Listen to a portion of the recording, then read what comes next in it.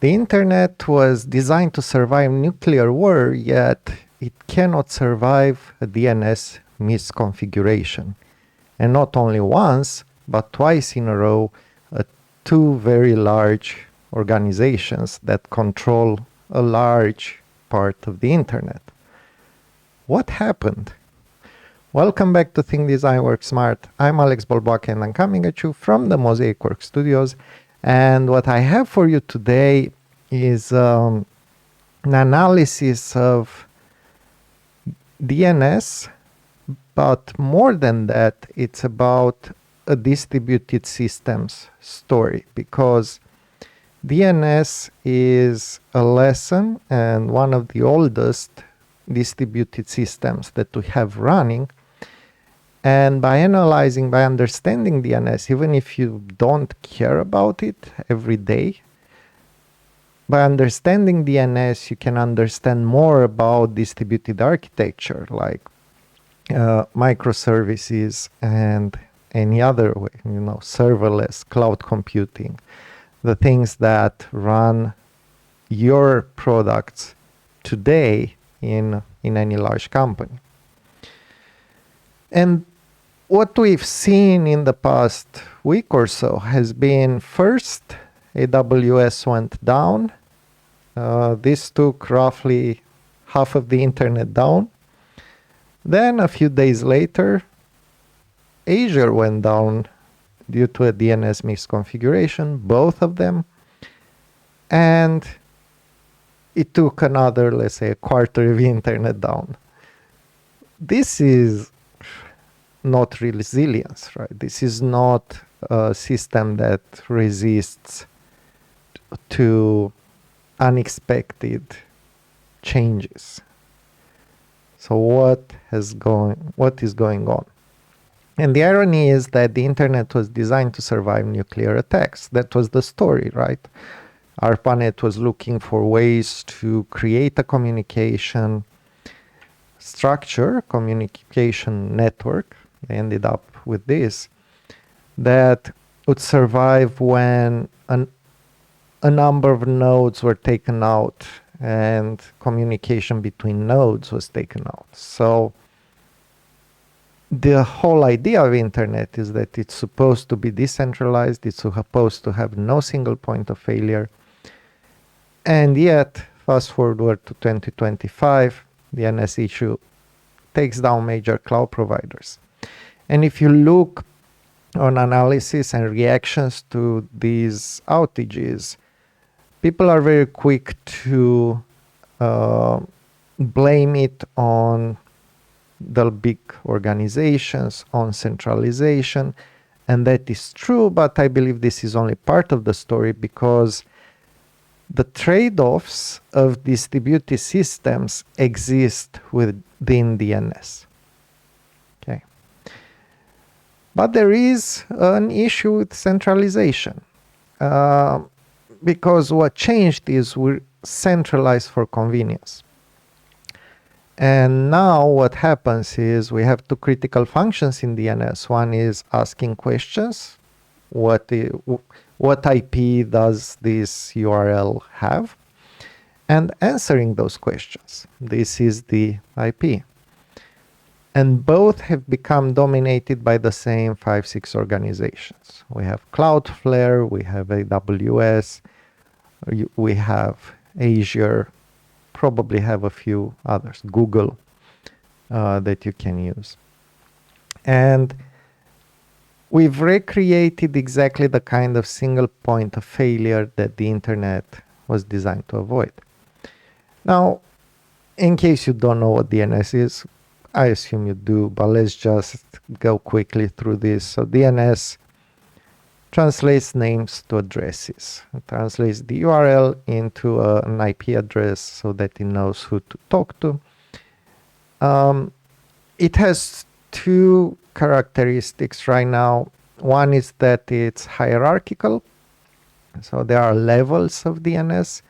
The second is that it has become more and more centralized, although it is distributed by nature. But this centralization has now become its vulnerability. But we'll see that there are forces pushing towards this centralization that are not limited to DNS, that are forces that apply to other distributed systems as well.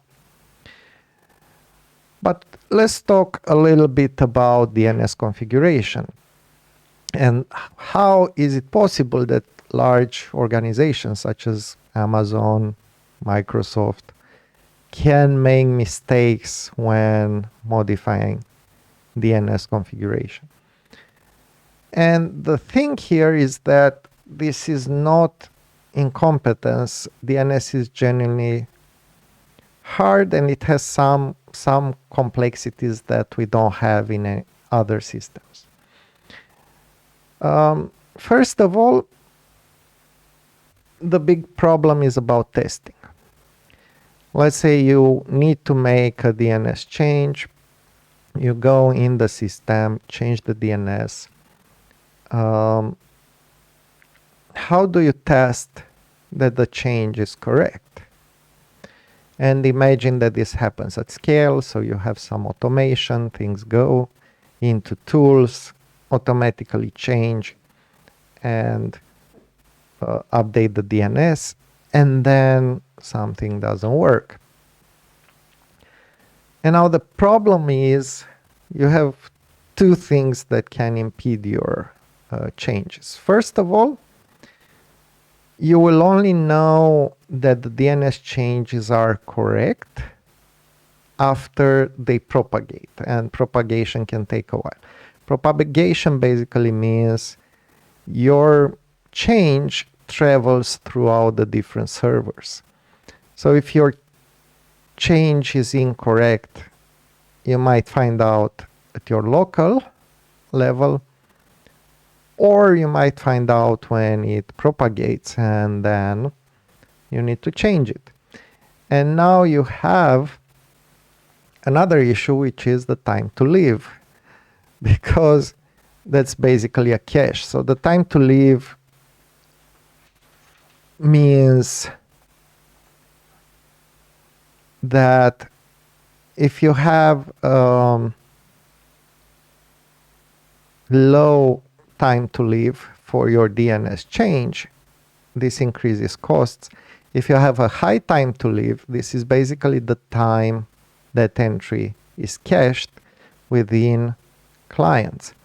So if you have, let's say, a 24 hours time to live, what means is that a client can grab that correspondence between a name in URL, and an IP, store it locally, and the instruction is this is valid for 24 hours, so only check it again in 24 hours. This means that if you have set a wrong setting in your DNS with 24 hours time to live, this can lead to your mistake not being fixable in the next 24 hours. Okay. Things are a bit more complex, but this is part of the problem.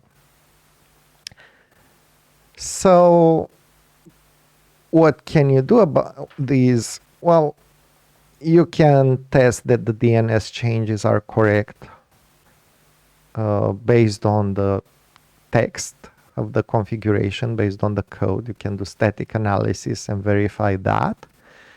But that doesn't mean that they are actually correct in production.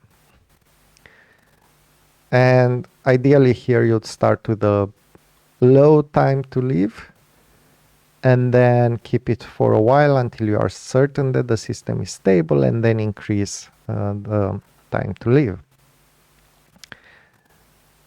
So you have this time-dependent behavior, you have this limited feedback, you have production that is fundamentally different than your test and development environment.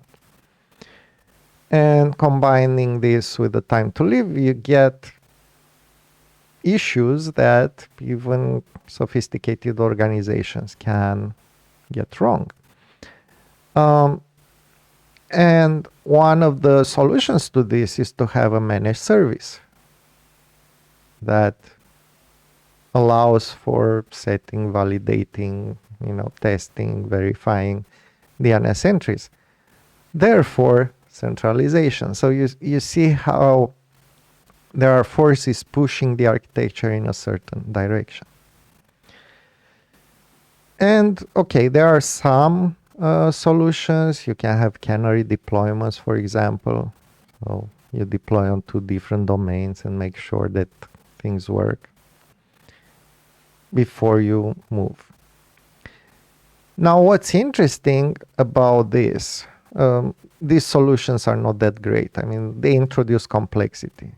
There are some other infrastructures, code validation, synthetic monitoring, but these are pretty difficult to implement.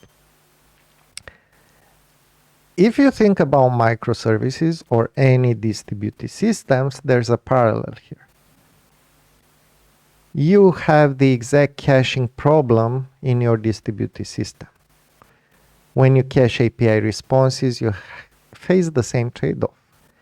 If cache is too long, users get stale data. If cache is too short, you overload your services. Testing cache behavior across a distributed system is hard.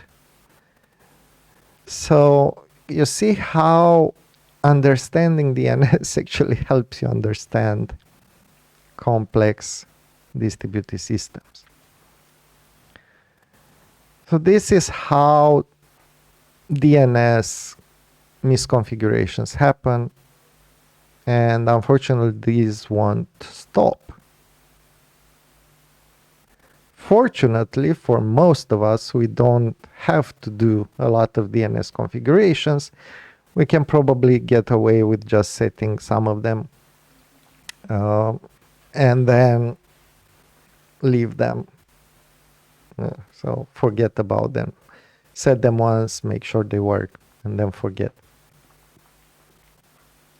So DNS is typically not a daily problem for developers.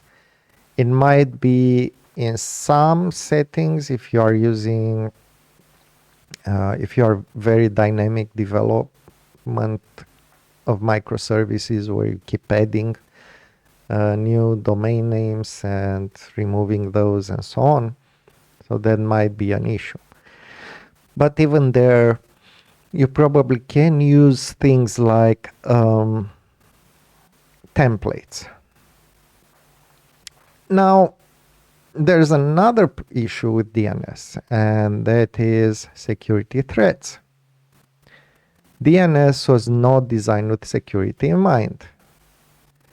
And in practice, this means a few things, but we're just gonna look at 2 typical DNS-based attacks. Actually, one of them is an attack, and the other one is a technique for copying data, taking data outside your organization. The first one, an attack technique, is technically called cache poisoning, but basically what it means, with a simple example, is in your computer and on your servers you have a hosts file. The hosts file is basically a local DNS config.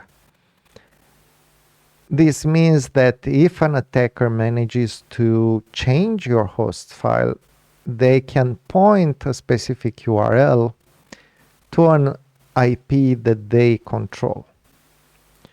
And this can be your payment URL, or this can be any external service that you use, any internal service that you use. They're supposed to be internal.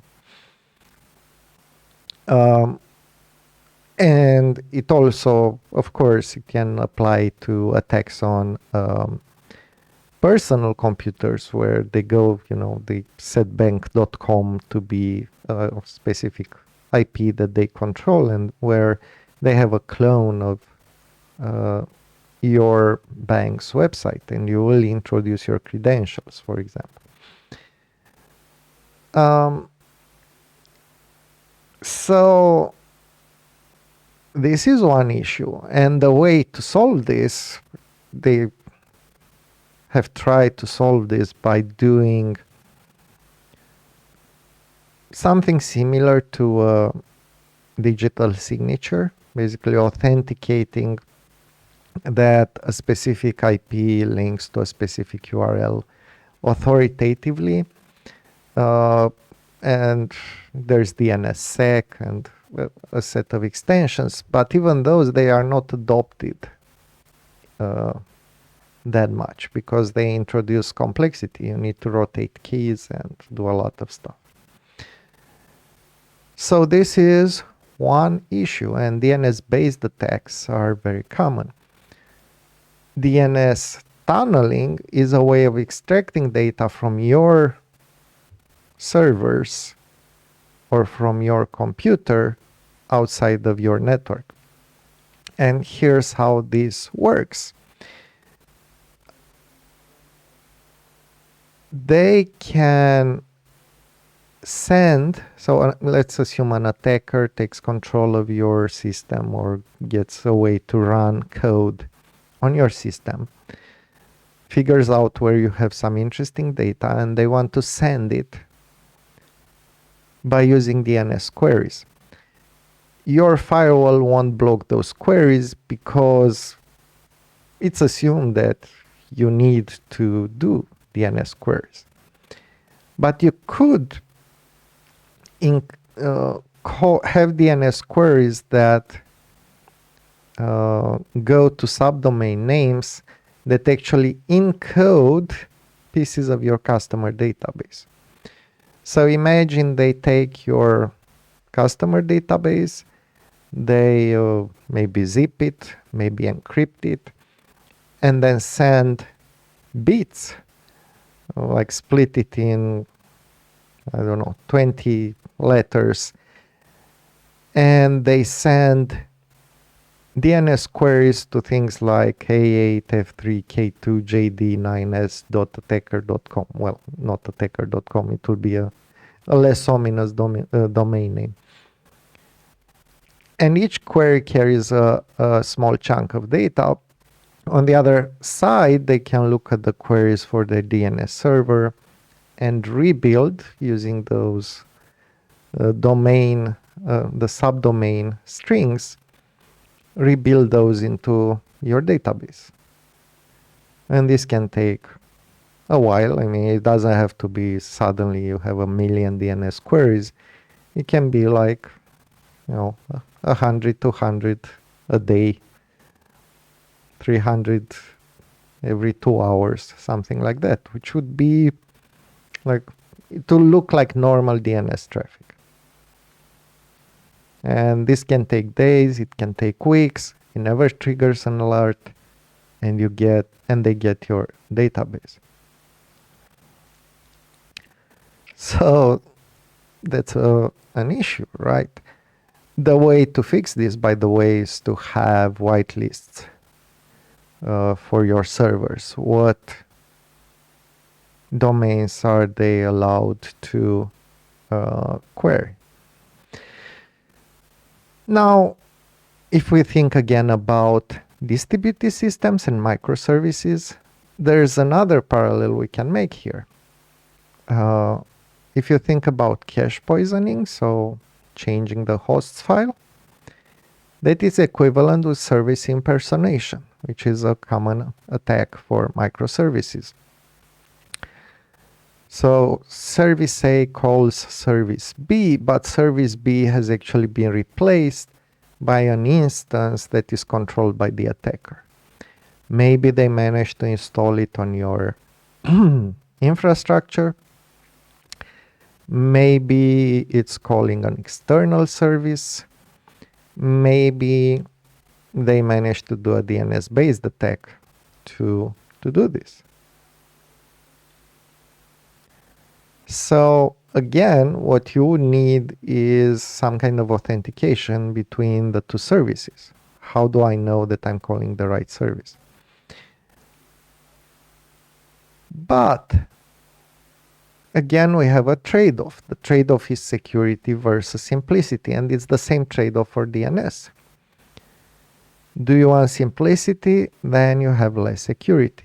it's possible that you get cache poisoning. You want more security. Well, what does this mean? You need some kind of authentication. If you think about this in the context of microservices, ideally you would have certificate-based mutual authentication, but you need to generate the certificates. You need to extend them when they expire. There's a whole lot of management that needs to set in. You need to store them somewhere. You need to do a lot of different things.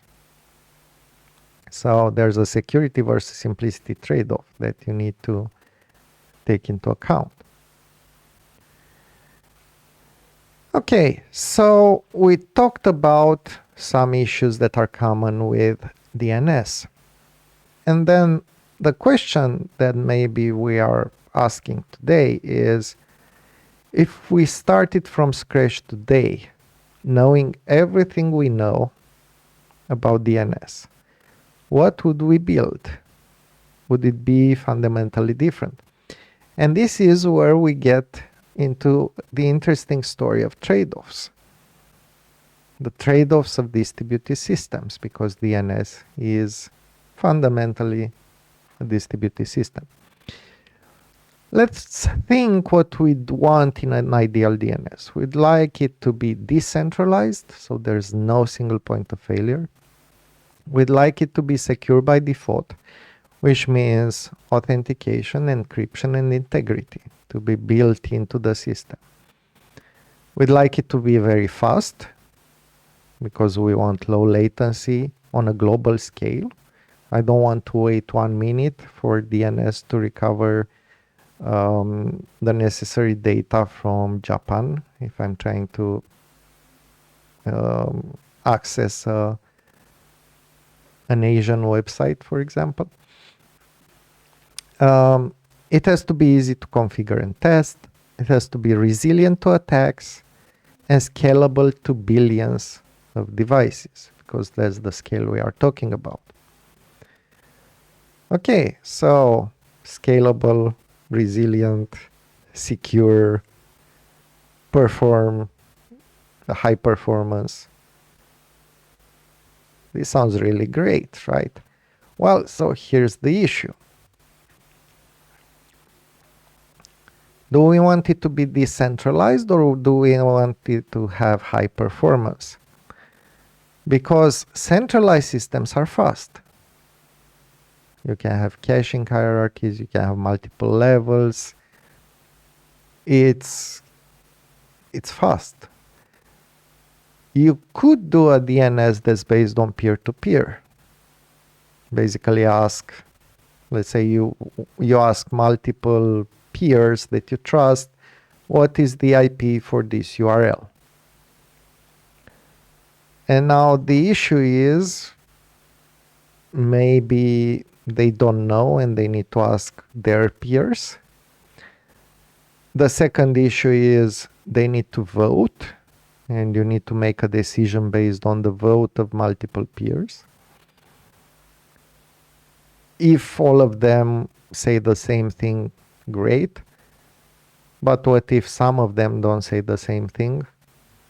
It doesn't necessarily mean that the majority is right. It could be that the minority has better caching policies and has gotten the right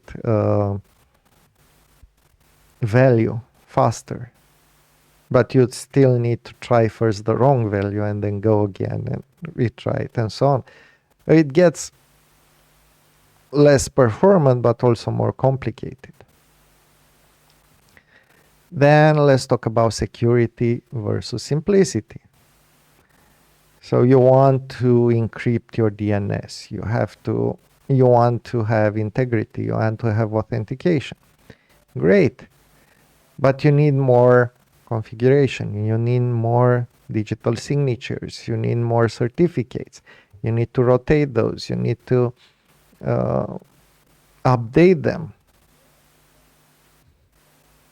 So with every security layer, you need more configuration. There is higher potential for failure.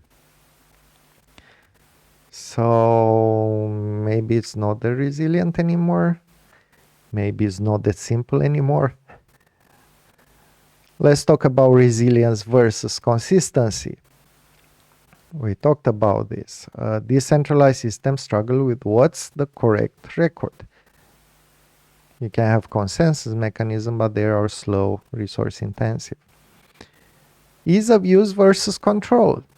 Managed services are easier because they are centralized, but self-hosting gives control but requires expertise. Do you want to self-host your DNS server? Most people don't.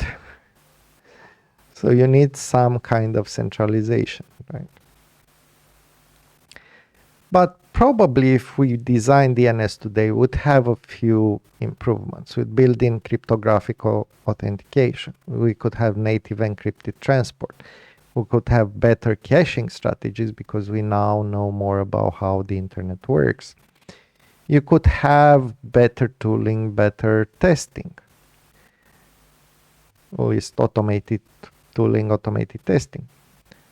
But if you think about the fundamental architecture, it will likely be similar because the trade-offs are inherent to the problem. These are not historical accidents. We have these trade-offs for a reason. And the reason is the problem is fundamentally difficult, and the same happens with all distributed systems. These are challenges for all distributed systems, depending on the scale, depending on the requirements. In this case, we are taking everything to the max because security is very important, performance is very important, scalability is very important, and resilience is very important, and reliability is very important. All of these are very important. It's likely that for our systems we can relax some of those, but this is what taking them all to the max looks like. These aren't DNS problems, they are distributed system problems. The CAP theorem applies. By the way, we have a video on the CAP theorem. If you don't know what it is, you should absolutely know what it is for distributed systems. You cannot have consistency, availability, and partition tolerance.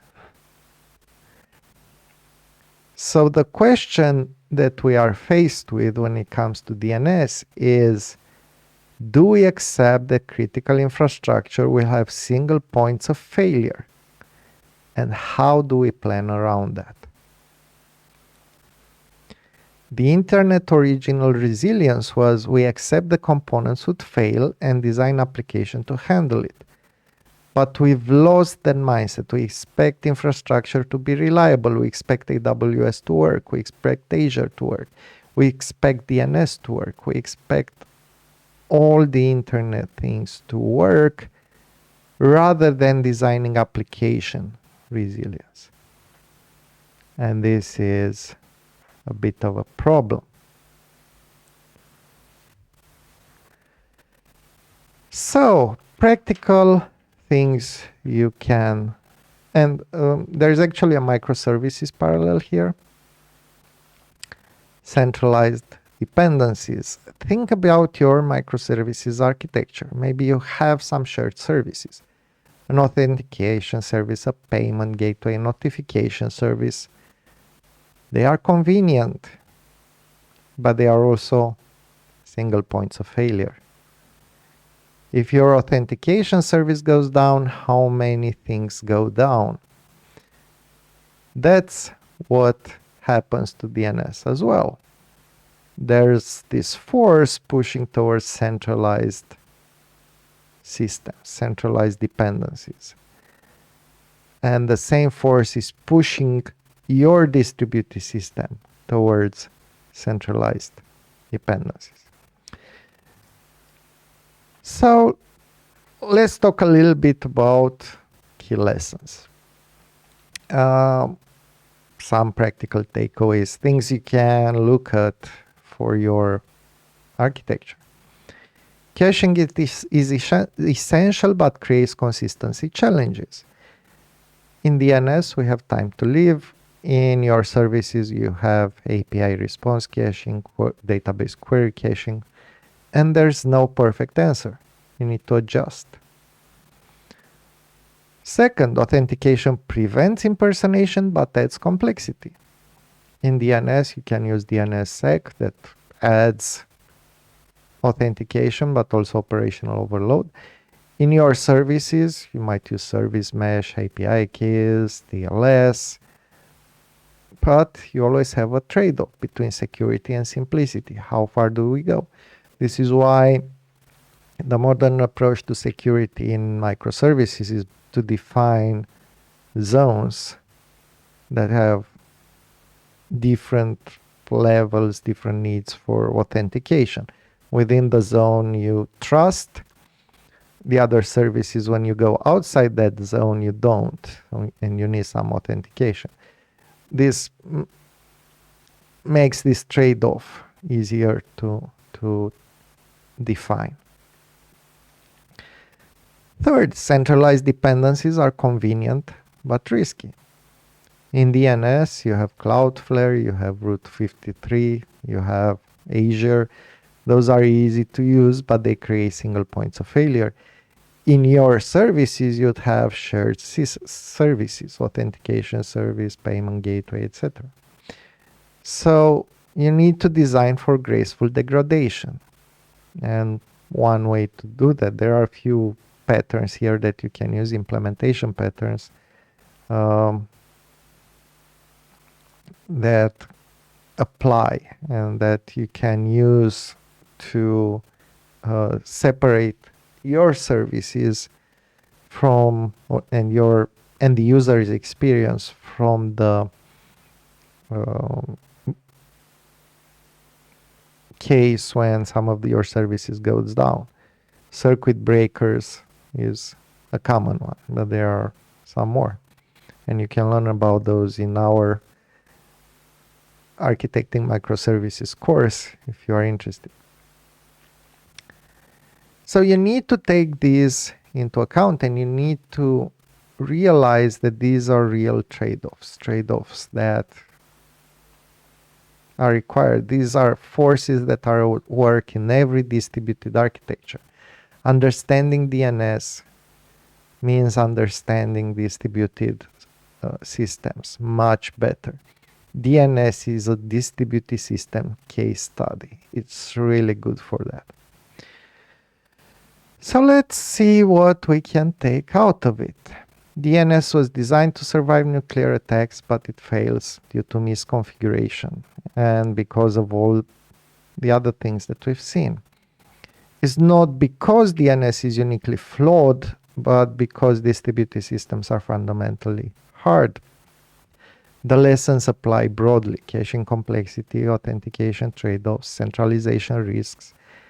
And you'll face the same challenges whether you are building microservices or managing internet infrastructure. The right approach is still to build systems that accept failure and survive it. This is why Netflix came up with the idea of chaos engineering, where they purposefully take down parts of their system, services, zones, so on, in order to be able to adapt very quickly. The system still needs to stay up and root around the points of failure. But because of the complexity, the only way to do that is by actually taking things down and seeing what happens. And that's very difficult to accept in modern software, but that is an effect of the higher complexity of distributed systems that we can see nowadays. All right, this was all from me. So what do you think about all this? Leave us a comment. By the way, I've seen some comments from one very enthusiastic viewer. I'm gonna answer those in a few days. I haven't gotten to those yet, but I will. I want to answer all comments, and they are very, very interesting. Like, share, subscribe, tell other people, ask us things, leave us comments, tell us about your experiences. We are here to learn from one another. Thank you kindly for the view, and until next time, remember to think, design, and work smart. See you next Saturday.